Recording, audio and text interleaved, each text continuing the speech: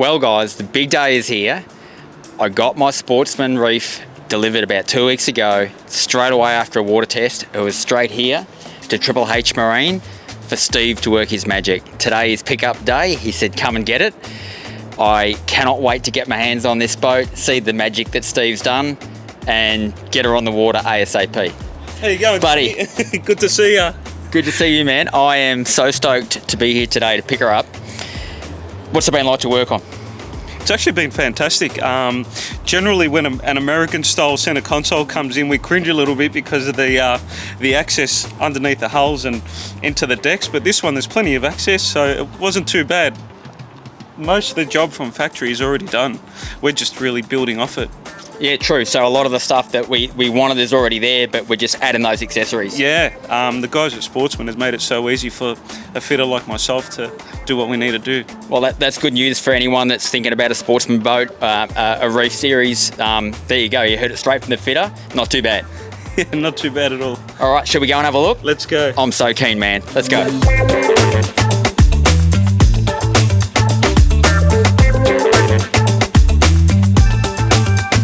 Alright, so we'll start off with the transit-mount transducer for your side scanning work. Little underwater light, Helm Marine one, which is a great little light.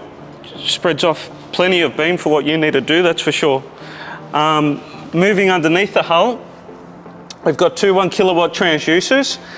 We've got a 175 high wide and a low. Surprisingly, there was plenty of access inside the bilge, and it was quite easy to get these transducers in, especially being a bunked trailer. We had plenty of room to get up underneath there and drill.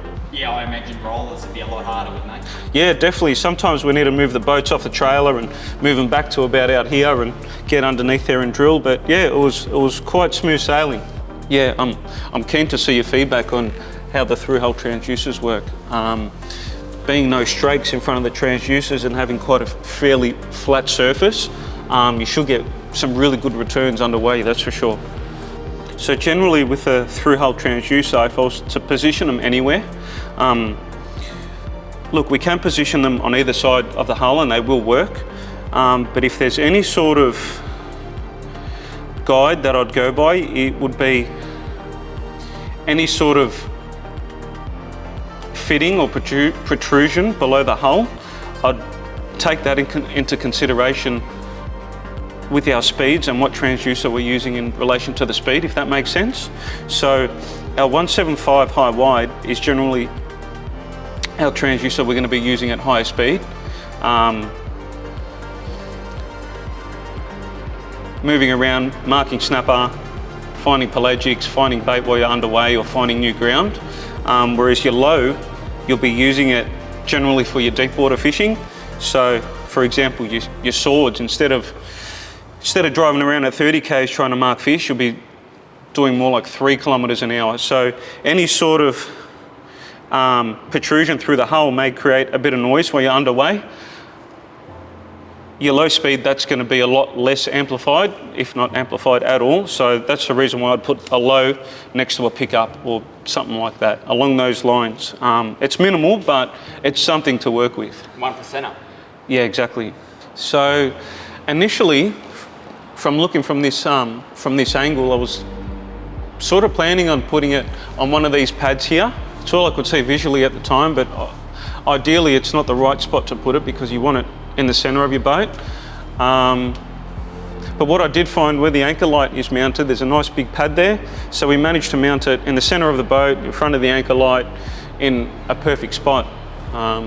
Also away from an antenna, a VHF antenna, which may interfere with it. So yeah, really nice, it came up real good. All right, so what comes to mind for me with a fit out point of view is having the antenna and the radio up in the T-top. It's just one less wire I need to drop down in tubing. One less wire I need to cut and rejoin potentially, because the VHF generally has a decent sized sort of plug on it. So having both of those up there, I could pretty much just go from here to there, and that's it. So I've set the radio to one side so we can still have this hatch semi-accessible. As far as the wiring goes, I could have dropped it down a lot lower, but that just means our cabling will be down here, and I'm fairly short, and that'll still do my head in. So I kept it up semi-high, but enough to pull your mic off. So it's still practical, and it doesn't hinder your vision. You're not copping too much of this while you're driving out. So Steve, you've given me a bit of a work light for nighttime fishing. Yeah, so we've marked it as rear spot, and she's just overhanging over that back section over the boat for your night fishing, possibly a little bit of bait fishing. Did you say the bait word? Yeah. No, that's all right, we do some of that. I said possibly. Yeah, and or whatever sort of works you're going to do early in the morning, it's good to have some sort of overhead lighting. Yeah, not mega bright, just enough to give me a little light. Yeah, just enough. And you know what, I'm probably winging it as we go, but you could almost turn it forward if you wanted to a little bit as well. Right. I like that. So yeah, there's a little bit of movement there, a little bit of adjustment, still enough tension there so it doesn't drop down, but yeah, nice little courtesy light, that's for sure. So Steve, the original Sportsman switch panel didn't have enough accessory ports. Yep. What have we done? So we've gone to 8 to 12, or from 6 to 12. We've added in obviously our extra accessories that we put in the boat, other than the factory accessories. We've backlit it. It's custom. It fits in the same original hole, yet covers up all the original screw holes. It looks, yeah, nice and neat. It's functional. We can see it at night. Turn the accessory on, little blue light turns off, vice versa. And we've even gone to the extent of factoring in our active target. When we eventually get that completely installed, we'll be able to turn the module on and off from the dash. Yeah, that's it. So you're not drawing power while you're out there. Definitely. So down in the glove box, Steve? Yep, into the glove box. We've snuck in a little wireless phone charger. In a dry area, out of sight, out of mind. Put your phone in, clip it in there. It holds onto it nice and tight, and she's charging. And I'll add to that, I used to use quad lock phone chargers, which is good for me. I like quad lock stuff. But if anyone else on your boat didn't have a quad lock case, they couldn't charge their phone. Oh yeah, right. So this is a more universal approach. Definitely, yep. So yeah, beautiful. Let's move up the dash to the business end. Yep. We had a bit of a squeeze on, but how did we go? The 10-inch NSS4. With some tight measuring, we managed to get it in there, and it actually fits nice. It ties in real nice. There was no margin for error with this cut, was there? Nah, definitely not. I think it was accidental beauty with the height of the Yamaha gauge too, when it's all situated. Come on, you meant I'm that. not sure. You meant that, Steve. Yeah. That's some of your finest work. Yeah, before the boat was built, you know, we. So just on that, I've gone 10-inch in dash as I went for the maximum I could fit. Also in the NS4 range, it's the smaller size, is 10-inch. So that worked in well, and that will most likely be where I run maps as a dedicated map sounder. So that's fantastic, and up the big boy. Yep. So we've managed to squeeze in the 16, taking a few things into consideration, and probably the last one that Johnny bombed on me was with the visor, installing a visor there. I think we'll just clear. If we don't, we may need to get out the heat gun a little bit, but yeah, we'll probably be all right. At the same time, we had to clear the cup holder, so we made up a little 6mm shim, try to make it look factory, have it tie in as best we could, just to clear that cup holder and still get some sort of use out of it. Beautiful. So part of my brief to Steve was, I know 2 cup holders wouldn't work, and when I had the boat built, I said to Cam, just give me one on the right hand side, and then the brief to Steve was put the sounder as far left as possible so that I can use that cup holder, which I reckon I'll get my Yeti in there, which will be fantastic. Yeah, we're skirting with the available space to install a Burley Pro visor, which Marty's already made the NSS4 16 up. So that'll be going on as soon as we get back to work. But yeah, we've used all the real estate possible there on this Helm to take the Simrad electronics to our advantage. Yep. Still at a functional angle. Mate, she fits, that's all that matters. Yeah, it is.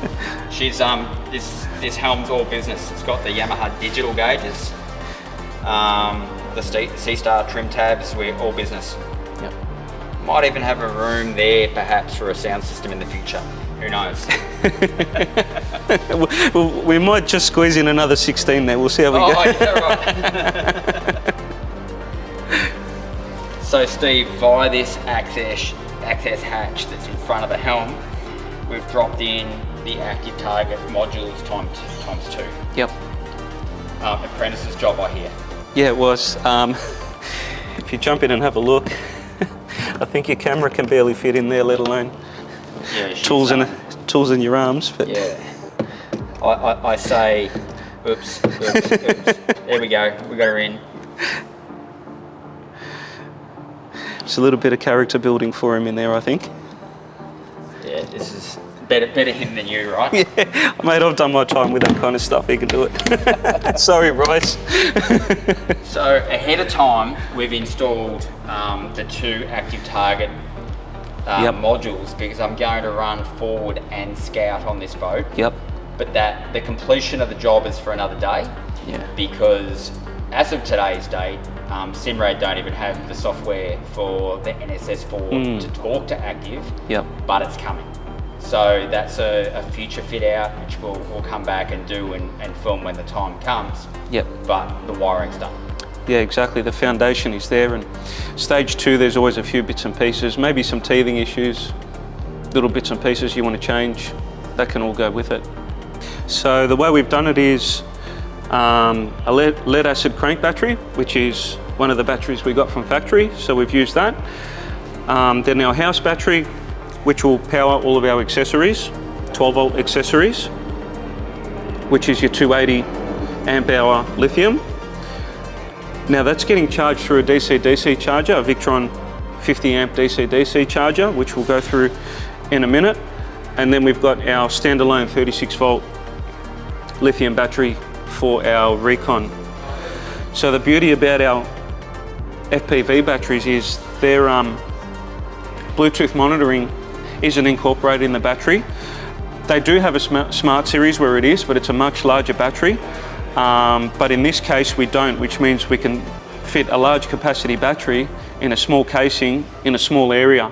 And then in regards to battery monitoring, I just use a Victron Smart Shunt, a Bluetooth one, a waterproof Bluetooth Smart Shunt, and build off that. Then we got battery monitoring off our phone.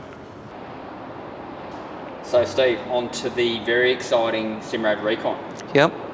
So first off, the boys at R&M Marine helped us out dramatically by supplying this plate.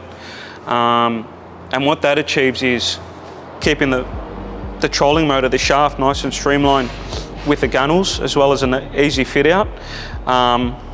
In this case, we're able to still utilize our rod holder and as well as our fuel filler.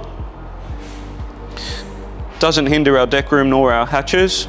And yeah, again, nice and easy to bolt on. These were all pre-drilled, so we didn't have to drill through thick aluminium other than the trolling motor itself, which was great. They followed the lines. So yeah, it certainly serves a purpose, and yeah. What have you done with the wiring on this one? So we've countersunk into the plate and the boat, hardwired the unit, and just gone directly straight into the boat. So where everything's hidden, there's nothing out in the weather. Can still operate it real easy. So we haven't used a quick release mount on this because I don't intend to ever remove it. The only time it would remove would be in the case of it requires servicing. Yeah, and in the case of having to remove it, we'll undo 2 screws, pop out the gland, pull the wires through, and she's out. Yeah, that looks like a GFAB. Yeah, it is. It's actually flange mount or something there. Yeah. So we've utilised one of his wiring glands. Yeah, so it's actually worked out well. beautiful. There'll be lots more to learn about the Recon and tell you guys about in the future, but for now this is just about the fit out, so watch this space for more about the Recon. Excited for it. We've taken some measurements for us tall blokes so we can lean up against it. Kane Macquarie has made up he's bent up some 38mm tube, as well as some custom rod holders, and we've nut and bolted it to the deck, and it's solid as. He's shimmed it nicely in the rod holders, so there's not a great deal of play, yet at the same time you can still wriggle it out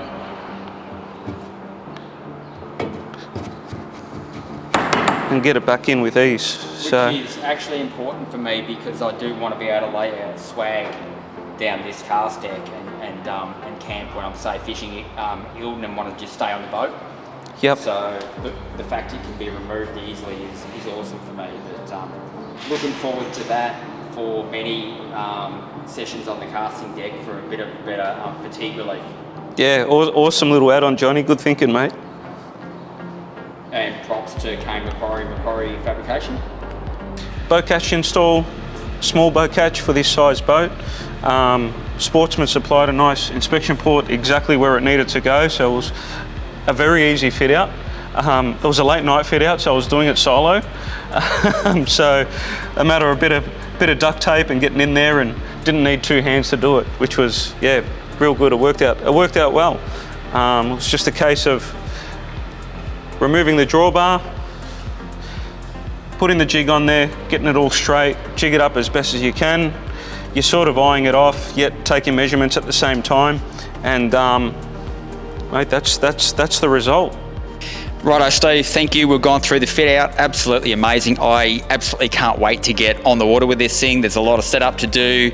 We get my Simrad screens all talking together, getting used to this boat. I'm absolutely psyched. There's a big summer of pelagics, there's a big winter on Murray cod, there's everything in between. There'll be marlin at some point. This boat's going to go places. It's set up for sport fishing, and thank you for helping the dream come true. Like, it was a great starting package from Sportsman, but now we've made it next level. Mate, thank you. Thanks, Johnny. Thanks Triple H. Thanks, Johnny. Thanks for the opportunity. Much appreciated, mate. It was a pleasure. It was a pleasure to work on the boat. So good. So, Triple H, mate, just tell us a quick thing about your business. What's Triple H all about? For me, it's quality. Yep. It's quality fit outs, but what else do you do? We're a dedicated fit out shop. That's what we do. And again, we specialise in fit outs and a quality fit out. We work closely with our clients and deliver a product like this, tailored, specialised to your needs.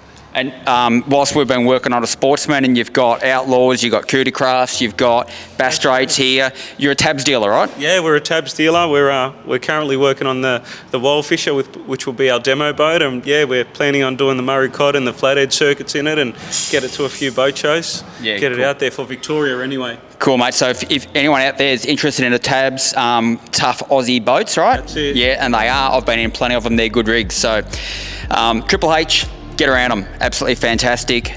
Service in the inner northwest of Melbourne. Northwest? I'd call it northwest. West. Yeah. Triple H Marine. Check them out. Thanks, mate. Thanks, Johnny.